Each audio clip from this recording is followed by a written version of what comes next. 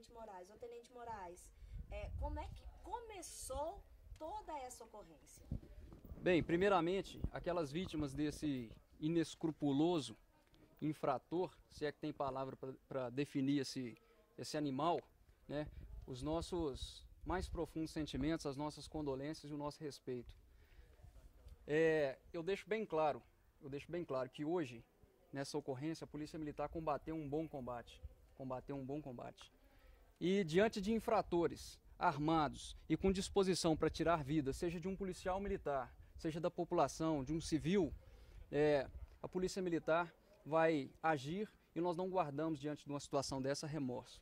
Então, sempre que acontecer uma situação dessa, em que um autor, armado, no caso de hoje com uma arma branca, tentar contra a vida de pessoas, contra a vida de policiais militares, nós não teremos receio e com muita tranquilidade, com muita seriedade, utilizaremos o meio que estiver disponível para defender as nossas vidas e a vida de terceiros. E hoje o meio necessário, o meio proporcional, utilizado com muita moderação, com muita tranquilidade, como eu já falei, foi a arma de fogo, que ocasionou então a morte desse cidadão, desse infrator que, durante toda a ocorrência, atingiu com golpes de faca 5 pessoas. Então o saldo dessa ocorrência de hoje, por parte desse infrator é isso: 5 pessoas atingidas, algumas gravemente atingidas por golpes de faca, e não só num local. Essa ocorrência, vocês acompanharam, ela se desdobrou em vários locais na cidade de Patos de Minas. Então, como tudo começou? Começou aqui próximo à Avenida Padre Almir, Nós recebemos uma ligação na nossa central de atendimento, o 190, informando que havia uma discussão em uma residência ali próximo. Quando a viatura estava deslocando, nós já recebemos outra ligação dizendo que uma pessoa estava esfaqueada e havia entrado em uma residência pedindo socorro. Quando nós chegamos lá neste local, realmente a vítima estava em cima do telhado, com várias perfurações no abdômen e no rosto, na face. Imediato o socorro foi feito. Agradecemos aqui o apoio da equipe do SAMU, que nos apoiou em toda essa ocorrência. E dali começaram a surgir novas informações, dando conta de que esse indivíduo tinha tomado uma moto de assalto na mesma rua, e havia evadido sentido ao centro da cidade. Nesse momento, um comerciante lá da rua Olegário Maciel, ele contactou com a gente e passou a informação de que aquela moto, tomada de assalto, tinha passado pela contramão na rua Olegário Maciel.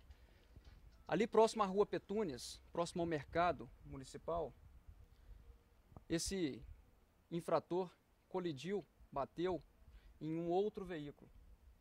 Quando ele bateu nesse veículo, era um Honda Fit, ele bateu e já partiu para cima da condutora do veículo, com a faca em mãos. Ela saiu do carro e ele começou a esfaqueá-la. Ela correu, pediu socorros, as pessoas ali apoiaram, atenderam. E ele tomou esse Honda Fit de assalto e seguiu descendo ali a rua Major Jerônimo, ganhando a Avenida Fátima Porto. Na Avenida Fátima Porto, próximo ao cruzamento da rua Farnese Maciel, ele atingiu um motociclista. Esse motociclista caiu ao chão, não está lesionado com escoriações, mas lesões sem gravidade. E lá na rua, no cruzamento com a Avenida Brasil, próximo ao posto de combustível ali, Fátima Porto com Brasil, ele parou o carro no meio do cruzamento, parou o carro desligou, apagou, e ele tentou tomar mais 2 veículos de assalto. Esfaqueou mais 2 pessoas, mais 2 pessoas. Tentou fazer uma outra pessoa que conduzia um outro veículo vítima, essa pessoa conseguiu se esquivar, e foi nesse momento que ele deparou que a viatura da Polícia Militar chegou para fazer essa abordagem, e ele partiu com muita fúria para cima, indo de encontro aos militares, e feriu um integrante da nossa corporação. E nesse momento foi necessário o emprego de arma de fogo, como eu já falei, para defender a vida dos policiais e até de terceiros que ali se encontravam. Esse é o desfecho da ocorrência. Então, na verdade, ele foi atingido primeiro na perna, depois é que outras pessoas, depois que foram atingidos outros tiros, dados outros tiros? Ele foi atingido por um disparo na perna, um no ombro e um no tórax. A gente não sabe aqui ao certo, só o perito vai definir isso, qual que foi o primeiro a alvejá-lo. Primeiramente, o policial efetuou um disparo. Ele continuou a agressão, continuou indo para cima da equipe. E aí, depois desse primeiro disparo, ele atingiu, né, a cabeça de um policial militar. Então, foi necessário efetuar novos disparos e cessar ali a injusta, iminente agressão. Ele foi identificado já, né? Ele foi identificado, nascido na cidade de Buritizeiro, Minas Gerais. Esse indivíduo possui 8 passagens pela polícia. Ele possui 8 envolvimentos na condição de autor, né, na condição de autor. Ele possui 8 passagens, sendo diversas as naturezas dessas passagens: dano, lesão corporal, uso de drogas, furto e posse de arma de fogo. Agora, ele estava sob efeito de algum entorpecente? Porque uma loucura dessas é difícil deduzir. Nós não conseguimos identificar o que o motivou. Nós não conseguimos. Ele não tem parente na cidade, nós não conseguimos, né? Então, precisar, até porque não tivemos a condição de questioná-lo, de perguntá-lo, né? Não teve, a ocorrência não permitiu. Então, mas a pessoa está totalmente transtornada, né? Totalmente transtornada. A gente acredita que sim, e a perícia técnica vai fazer os seus trabalhos e vai identificar isso e mostrar isso, né? Tem o motivo da primeira agressão? A vítima da primeira agressão nos relatou que havia acolhido em sua residência esse indivíduo. Ele é de Buritizeiro, ele estava na cidade há poucos dias e ia trabalhar com essa vítima, com a primeira vítima, né? E foi o motivo ali inicial entre os dois, parece ter sido um desentendimento.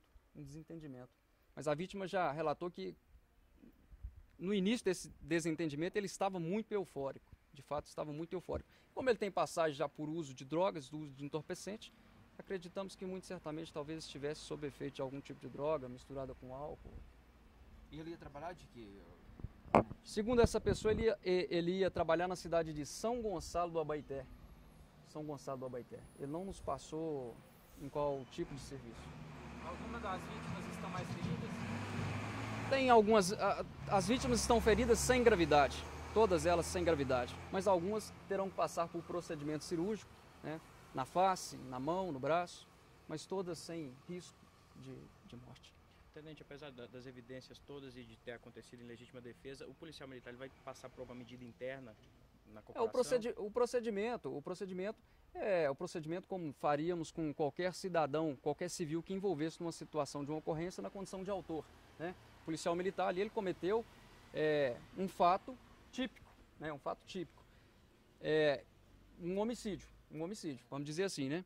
E o policial vai ser feito o auto de prisão em flagrante, isso vai ser passado para a Justiça Militar, e no nosso entendimento, é claro que prevalece o entendimento do juiz, mas no nosso entendimento o militar agiu sob a excludente de ilicitude lá do artigo 23 do Código Penal e também do Código de Processo Penal, né? Legítima defesa dele mesmo e de terceiros, né? Dos demais companheiros e civis. Agora, mudou totalmente a rotina da cidade nesse final aí de noite, né? É uma ocorrência atípica, né? Atípica à nossa realidade.